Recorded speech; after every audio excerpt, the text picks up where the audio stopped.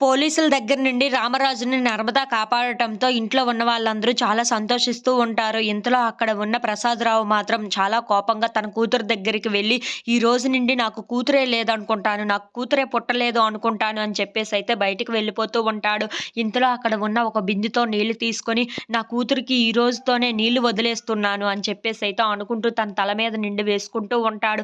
అవి చూడగానే అక్కడ ఉన్న నర్మద అయితే, "నాన్న నాన్న ఏం చేస్తున్నారు మీరు" అని చెప్పేసైతే అంటూ ఉంటుంది. ఆ మాటలు వినగానే అక్కడ ఉన్న ప్రసాదరావు మాత్రం, "నువ్వు మరి నాతో మాట్లాడకు. ఈ రోజు నుండి నాకు కూతురు లేదు, ఎవరు లేరు. నాకు ఎలాంటి బంధము లేదు నీతో" అని చెప్పేసైతే అంటూ ఉంటాడు.